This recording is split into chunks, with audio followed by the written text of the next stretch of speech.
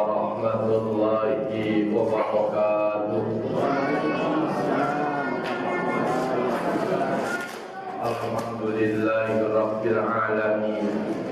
Wassalatu wassalamu ala asyrafil anbiya'i wal mursalin sayyidina wa maulana Muhammadin khatamin nabiyyin wa ala alihi wa sahbihi ajma'in, amma ba'du. Yang kita muliakan Bapak Ketua dan Bapak-Bapak pengurus DKM Masjid Jami Baitur Rahman, para sepuh hadirin kaum muslimin wal hadirat muslimat, jamaah pengajian, para pencinta ilmu, ahli kebajikan yang sama-sama dirahmati Allah Subhanahu wa taala. Baik Bapak dan Ibu yang dimuliakan Allah, mari kita lanjutkan kajiannya. Silakan dibuka kitabnya halaman 14. Halaman 14, hadis nomor 113.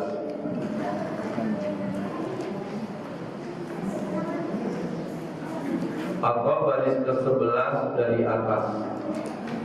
Halaman 14, baris ke-11 dari atas. Hadis nomor 113. Bismillahirrahmanirrahim. Qala Rasulullah sallallahu alaihi wasallam, bersabda Rasulullah sallallahu alaihi wasallam, idza qannat udhunu ahadikum. Idza artinya apabila, qannat berdengung, udhunu telinga, ahadikum salah seorang kamu. Apabila berdengung telinga salah seorang kamu. Ini untuk dipahami saja, berdengung. Tentu saja mungkin bapak-bapak kalau kuping suka ada bunyinya, itu apa namanya Bapak? Kalau kata orang Sunda apa? Katorekan. Jadi kuping itu suka ada perasaan bunyi, berdengung. Mungkin Bapak punya bahasa lain selain berdengung, bunyi gitu, berbunyi, berdering, enggak berdering. Masa apabila berdering telinga, enggak cocok berdering. Denging. Ya, denging, berdengung, bengung. Oh, bengung. Jawa. Bapak Jawa bengung ya? Mana? Enggak, Jawa Tengah. Bengung. Ada yang lain mungkin selain berdengung atau bengung?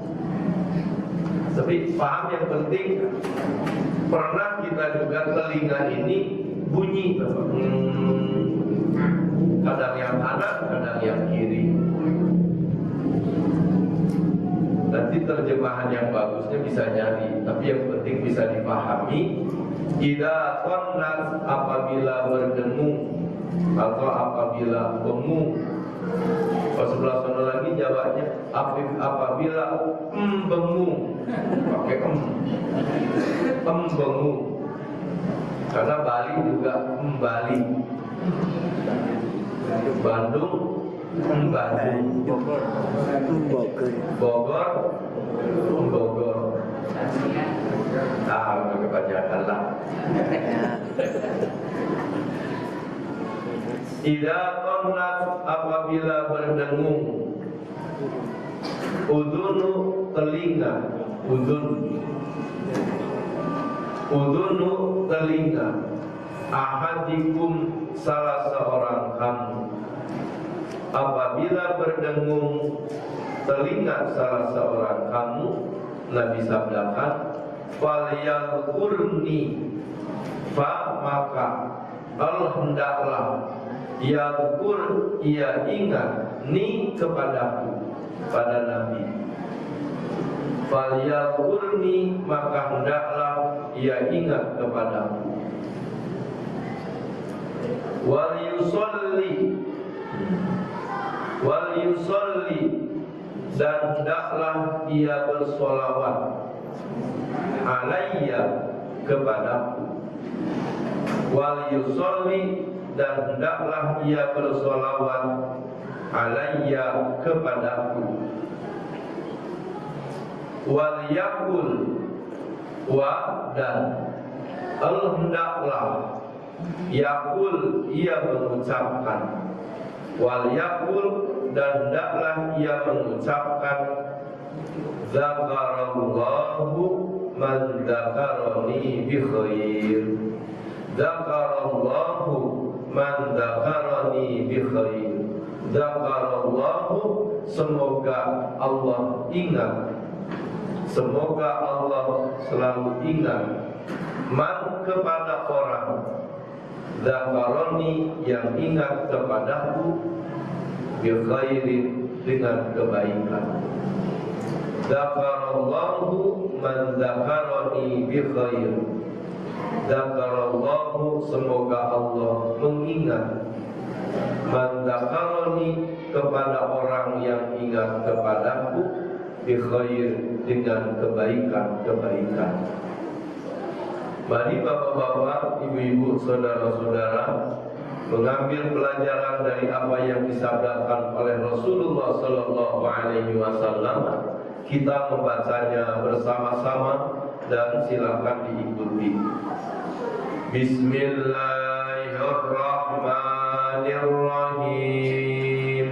Bismillahirrahmanirrahim. Idza qannat, apabila berdengung, udhunu, telinga, ahadikum, salah seorang kamu, walyadhkurni, maka hendaklah ia ingat kepadaku. Wal yusolli, dan hendaklah ia bersolawat, alayya, kepadaku. Wal yakul, dan hendaklah ia mengucapkan, Zakarallahu man zakarani bi khair. Semoga Allah mengingat kepada orang yang ingat kepadaku dengan kebaikan.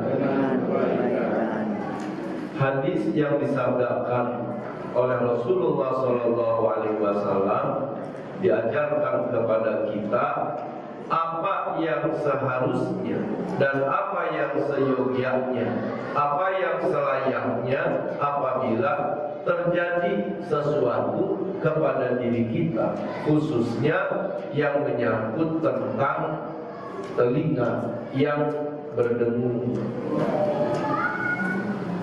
Telinga berdengung itu adalah gejala kita manusia. Sering terjadi kepada kita, tiba-tiba itu berdengung, bunyi. Itu bukan suara api neraka, bukan suara api neraka. Itu adalah kejadian alami yang wallahu a'lam dalam hadis ini tidak diterangkan kenapa terjadinya itu. Bukan itu yang diturunkan oleh agama. Bukan membahas kenapa terjadinya bunyi suara di telinga, bukan itu. Tapi agama datang mengajarkan apa yang harus kita lakukan, apa yang seyogyanya kita kerjakan ketika terjadi telinga itu berdengung, bunyi. Kata saudara-saudara kita dari Wetan, bengung, bengung, bengung. Kata orang Jawa Barat, katorekan, katorekan. Katorekan itu berasal dari kata torek. Torek itu apa? Tuli, bukan torekan. Torek itu tuli, jadi ketulian. Jadi wallahu alam itu yang terjadi. Tapi ini jadi pelajaran bagi kita, bapak-bapak, ibu-ibu, siapa yang pernah di antara bapak dan ibu kupingnya berdengung? Siapa yang pernah? Semua pernah. Wah, alhamdulillah, berarti ini hadis benar menceritakan kejadian yang nyata pada diri manusia, dan ini dialami oleh kita. Bagi bapak ibu yang pernah telinganya berdengung, ada nggak di antara bapak ibu yang kalau telinganya berdengung terus bersolawat kepada Rasulullah? Belum ya? Alhamdulillah. Gimana Bapak? Sama, saya juga begitu. Belum tahu. Bagi bapak dan ibu, saudara-saudara yang pernah telinganya berdengung, pernahkah kita ketika telinga berdengung terus kita mengucap zikir, Zakarallahu man zakarani bi khair? Belum. Jadi beberapa kali telinga kita berdengung lewat tanpa memberikan bekas pahala pada diri kita. Ya Allah, polos, polos. Lalu itu bisa jadi fasilitas media untuk kita dapat pahala dari Allah Subhanahu wa Ta'ala. Ya Allah, karena keawaman kita, banyak media-media kejadian-kejadian yang seharusnya jadi pahala enggak jadi pahala. Itu karena keawaman kita. Atau mungkin karena kemalasan kita, banyak kejadian-kejadian yang terjadi pada diri kita yang seharusnya jadi ampunan, yang seharusnya jadi pahala, lewat begitu aja, enggak jadi apa-apa. Subhanallah. Mubadir, banyak mubadir, banyak hal yang mubadir. Alhamdulillah, Allah berikan kita panjang umur, ya, sampai tahu pelajaran ini. Tahu pelajaran ini. Karena memang selama kita di sekolah juga perasaan belum pernah diajarin kalau telinga berdengung itu.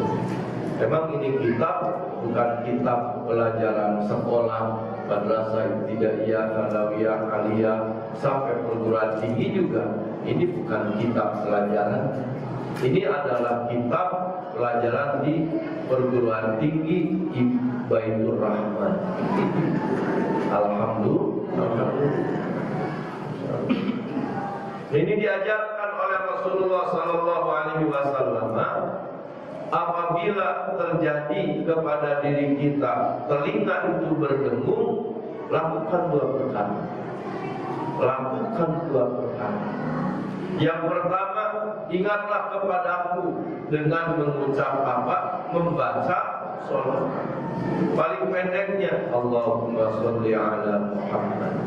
Paling pendek Allahumma sholli ala Muhammad. Agak panjang Allahumma sholli ala Sayyidina Muhammad wa ala ali Sayyidina Muhammad. Gak usah dilalui, gak usah dipakai irama, gak usah. Biasa aja zikir Allahumma sholli ala Sayyidina Muhammad wa ala ali Sayyidina Muhammad. Terus apa? Yang kedua, berzikir kepada Allah. Tadi ingat kepada Nabi, yang kedua ingat kepada Allah Subhanahu wa Ta'ala. Dengan apa kalimatnya, Dzakarallahu man dzakarani bi khair. Ya Allah, semoga Engkau selalu ingat kepada orang yang mengingat kepadaku dengan kebaikan-kebaikan. Maknanya kepada orang yang mengingat kebaikan-kebaikanku. Ya Allah, semoga Engkau mengingat, selalu ingat kepada orang yang ingat kepada kebaikan-kebaikanku. Dzakarallahu man dzakarani bi khair. Dzakarallahu man dzakarani bi khair. Semoga Allah ingat kepada orang yang ingat kepada kebaikan-kebaikan. Di dalam hadis ini ada isyarat kalau telinga kita berdengung itu ada yang ingat sama kita. Ada yang ingat sama kita. Dirasain. Mungkin ingat kebaikannya, mungkin ingat keburukan kita.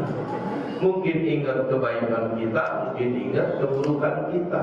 Ingatnya mungkin lagi diomongin, mungkin lagi dirindukan, mungkin pokoknya ada ingat. Maka doanya, ya Allah, semoga Engkau selalu mengingat kepada orang yang mengingat kebaikan-kebaikanku.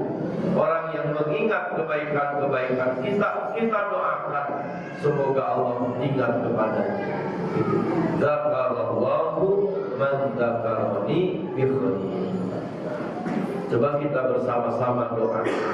Bismillahirrahmanirrahim. Bismillahirrahmanirrahim. Dzakarallahu man dzakarani bi khair. Lagi. Dzakarallahu man dzakarani bi khair. Sekali lagi. Dzakarallahu man dzakarani bi khair. Kalau itu belum hafal, minimal baca sholawat. Allahumma sholli ala Sayyidina Muhammad. Istrinya nanya, Bapak kenapa tiba-tiba baca sholawat? Tahu nih, telinga berdengung. Telinga berdengung. Kata istrinya, itu ada yang ngangenin nama Bapak. Yang ngangenin nama Bapak. Siapa? Tidak tahu. Tahunya bapaknya itu telinganya berdengung begitu, ternyata habis reuni. Habis reuni sama teman-teman SMA-nya. Habis reuni. Apa mari? Ayo pada kupingnya pada berdengung semua. Rupanya lagi diomongin. Ada yang ceritanya ngomongnya begini, terus aku cepat kuat ya. Gitu, ada yang begitu, ada yang lalu mah awet muda, gitu. Macam-macam diomonginnya, diomongin. Ada lagi yang saya mah pegangan halim sama dia. Ya Allah, gitu. Nih, ada yang nyebut, belum dari dulu begitu aja sama gue katanya. Jadi gara-gara habis reuni itu banyak yang ngomongin. Tapi ini jadi pelajaran bagi kita. Kalau kita telinga berdengung, itu jadi media kita mendapatkan pahala. Jadi fasilitas kita dapat pahala dari Allah Subhanahu wa taala apabila kita berzikir, ingat kepada Nabi dan ingat kepada Allah Subhanahu wa taala. Ingat kepada Nabi dengan membaca sholawat, Allahumma sholli ala Sayyidina Muhammad. Ingat kepada Allah dengan mengucap Dzakarallahu man dzakarani bi khair. Ya Allah, semoga Engkau selalu ingat kepada orang yang selalu ingat kepada kebaikan-kebaikan. Amin ya Rabbal alamin. Ya Allah, nambah ilmu. Mudah-mudahan nambah ilmu jadi nambah amal. Amin ya Rabbal alamin. Tapi sekarang udah jarang yang kuping mendengung. Jarang. Jangan dirasani. Di kampung saya dulu, waktu saya kecil, kalau kuping mendengung tuh tangan dikepelin, terus apa? Tiup. Terus tutupin ke sini. Nggak tahu sih. Di Jawa Barat begitu, di Majalengka sama di Kuningan. Memang Majalengka juga dari Kuningan asalnya. Tapi tadi saya lihat bagi mandiri itu sangat tinggi. Nggak tahu tuh kenapa. Siapa Bapak yang bisa menerangkan kenapa waktu telinga kita berdengung itu kita niup kepala tangan kita dikepelin terus ditiup? Kenapa? Kata bapak saya begitu. Iya betul sama. Kita juga ngikutin aja walaupun nggak tahu sebab-sebabnya. Kenapa ya? Nggak tahu sebab-sebabnya. Barangkali di antara bapak, ibu ada yang bisa secara ilmiah gitu ya, secara ilmiahnya kenapa?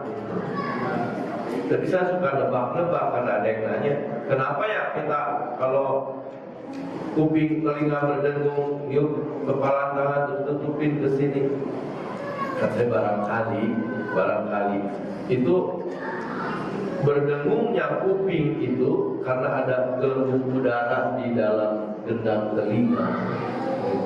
Ada gelembung udara di dalam gendang telinga. Maka harus dipancing juga dengan udara. Tutupin ke sini, pancing keluar, hilang. Begitu, barangkali begitu. Kenapa demikian? Buktinya kalau telinga kita keisi air juga. Nah, telinga kita keisi air, kemudian diapain sama kita? Diarin lagi, dipancing tuh, dipancing jadi keluar. Kira-kira begitu. Kok benar apa tidak? Jawabannya wallahu a'lam. Kok jawabnya begitu? Daripada nggak ada jawaban. Begitu. Daripada tidak ada jawaban. Itu yang bisa kita ketahui. Subhanallah. Ini bapak-bapak, ibu-ibu, saudara-saudara yang dimuliakan Allah, menjadi berbagai macam bukti bahwa agama Islam, agama yang diturunkan oleh Allah kepada kita melalui Nabi Muhammad SAW, hadir, datang, memberikan bimbingan dan tuntunan dalam segala aspek kehidupan manusia dan dalam segala kejadian yang menimpa kepada diri kita. Jangan sampai manusia bingung, jangan sampai manusia apalagi jatuh ke dalam keburukan-keburukan gara-gara terjadi sesuatu pada dirinya. Maka Nabi mengajarkan kalau kita makan aturannya begini, kalau minum, kalau bangkis, ya, kalau angop. Kalau ini sekarang ada lagi pelajaran kalau telinga kita berdengung itu hadir Bapak. Kalau mimpi baik, kalau mimpi buruk, itu agama memberikan penjelasan supaya apa? Supaya kita manusia tetap berada dalam kebenaran, tetap berada dalam kebaikan, jangan sampai mengira-ngira, menyangka-nyangka, ujung-ujungnya naudzubillah jatuh ke dalam keburukan prasangka yang salah. Jatuh kepada prasangka yang salah. Maka inilah membuktikan bahwa agama mengatur, agama memberikan pelajaran ke dalam kepada segala aspek kehidupan kita manusia. Kita berdagang. Maka dalam berdagang kita harus memperhatikan bagaimana nih tuntunan agama tentang berdagang. Justru agama hadir menuntun kita bagaimana ketika kita berpakaian. Ibu-ibu menutup aurat, bapak-bapak menutup aurat. Kenapa demikian? Ya inilah tuntunan agama. Tuntunan agama. Kita pakaian itu harus menutup aurat. Menutup aurat. Sampai Allah firmankan, diumpamakan, memberikan perumpamaan, hunna libasul lakum wa antum libasul lahum. Perempuan istri itu adalah pakaian bagi suami, dan suami menjadi pakaian buat istrinya. Kenapa demikian? Karena orang sudah paham fungsi pakaian. Dan pakaian itu menutupi aib. Dan kita badan ini yang punya aib di badan ini nggak kelihatan karena tertutup dengan pakaian. Kalau zaman dulu mah punggungnya panoan nggak kelihatan karena berpakaian. Ibu-ibu alhamdulillah, saya nggak tahu, nggak ngira bahwa ibu-ibu udah ubanan, ternyata sudah pada beruban. Kenapa nggak nampak ubannya? Itu pakai. Tuh kalau di rumah mau pakai daster doang, nggak bilang ternyata.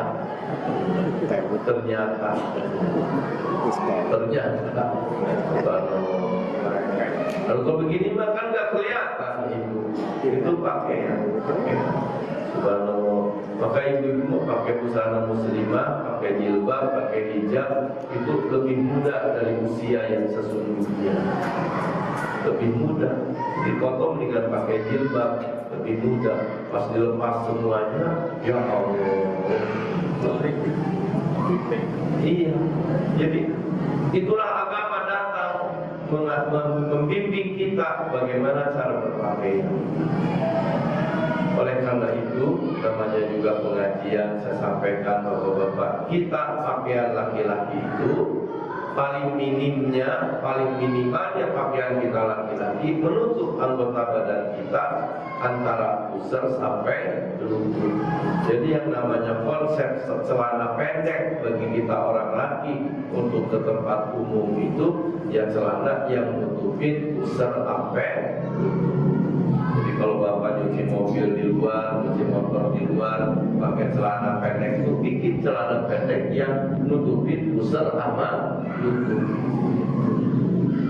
Jangan sampai pakai celana pendek di atas lutut. Itu berarti tidak islami. Tidak islami pakaian. Kemudian juga apa bapak-bapak? Nah ini yang kemudian kita suka juga terdengar. Makanya kalau agama jangan suka dibawa-bawa ke urusan negara. Agama jangan suka dibawa-bawa kepada urusan negara. Ini urusan negara, jangan bawa-bawa agama. Sangat prihatin. Umat Islam, orang Muslim tidak boleh berkata begitu. Tidak boleh mengatakan ini urusan negara, jangan bawa-bawa agama. Tidak ada satu aspek pun kehidupan manusia yang tidak dituntun oleh agama. Yang berkata begitu, yang berkata jangan bawa-bawa agama ke negara, itu orang sekuler, bukan orang Muslim. Kalau negara kita, negara Pancasila adalah negara yang mengayomi agama. Negara yang mengayomi agama, maka ada kementeriannya, Kementerian Agama. Orang mau haji diurusin. Kenapa demikian? Emang agama tidak boleh dipisahkan dari negara. Subhanallah. Ini urusan apa? Angop, urusan berdengung telinga saja. Agama mengatur. Jangan sampai kita orang Muslim berkata begini, ini mah urusan telinga berdengung, jangan bawa-bawa agama. Jadi agama kapan dibawanya? Terus mau makan dengan ini tangan kanan baca bismillah, kalau lupa baca bismillah ala awalin wa akhirih. Ini mah urusan makan, jangan bawa-bawa agama. Jadi agama kapan dibawa? Sampai orang mau masuk WC dibilangin, Pak masuk WC jangan kaki kanan dulu, kaki kiri, baca doa, itu ini. Terus dia ngucap, ini mah urusan ke WC, jangan bawa-bawa agama. Jadi agamamu dalam pikiran cuma di mana doang agama. Semua aspek berada dalam tuntunan agama. Itulah yang disebut. Maka Allah firmankan, ya ayyuhalladzina amanu khulu fis-silmi kafah.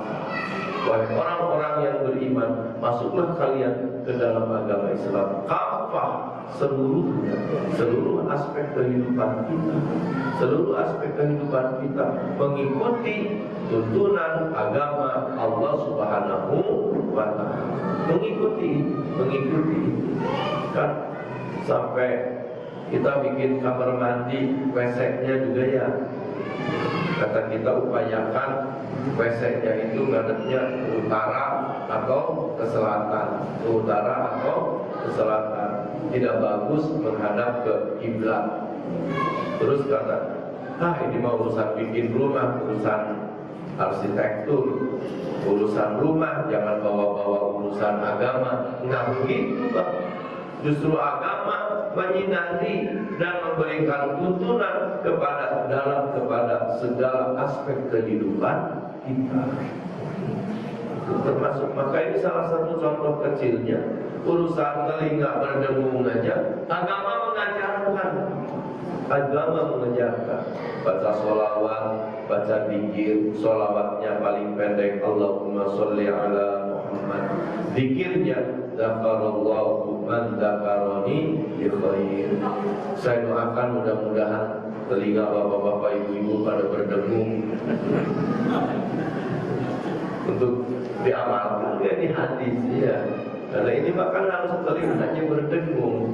Paling tidak kalau nanti ada yang berdengung, buru-buru baca sholawat. Kalau zikirnya belum hafal, subhanallah. Ini yang harus kita syukuri. Tambah umur, tambah pengetahuan, ya, tambah usia, tambah amal, sesuai dengan doanya. Waj'alil hayata ziyadatan lana fi kulli khair. Ya Allah, jadikanlah kehidupan kami ini menjadi bertambahnya kebaikan. Hidupnya kami ini menjadi bertambahnya kebaikan. Yaitulah tambah umur, tambah ilmu, tambah usia, tambah amal. Insya Allah. Tambah umur, tambah makmur, belum tentu. Tambah umur, tambah makmur, belum tentu. Ya, belum tentu. Bagaimana tambah makmur? Orang kerjaan jadi pensiun. Ada juga yang tambah makmur, tambah umur, tambah makmur, belum tentu. Yang harus tambah umur, tambah ilmu. Tambah usia, tambah gagah, belum tentu. Kecuali yang muda-muda, ya. Yang usahakan tambah usia, tambah amal. Amin ya rabbal alamin. Kesimpulan dari hadis ini mengajarkan kepada kita, apabila telinga kita mengalami berdengung, maka lakukan dua perkara. Satu, bersolawat kepada Rasulullah SAW dengan mengucap Allahumma sholli ala Sayyidina Muhammad wa ala ali Sayyidina Muhammad. Yang kedua, berzikir kepada Allah dengan kalimat Zakarallahu man zakaroni bi khair, sehingga berdengungnya telinga bertambah ampunan dari Allah, berdengungnya telinga bertambah pahala dari Allah Subhanahu wa Ta'ala. Amin ya rabbal alamin. Insyaallah kita lanjutkan pada pertemuan yang akan datang. Semoga Allah memberikan kesempatan kepada kita, dan kesempatan itu tidak disia-siakan oleh kita semua. Berkah buat kita semuanya. Kita akhiri dengan bersama-sama membaca hamdalah. Alhamdulillahi rabbil alamin. Wassalamualaikum warahmatullahi wabarakatuh. Waalaikumsalam warahmatullahi wabarakatuh. I wandered lost in the dark. I closed my eyes to all the signs you put in my way.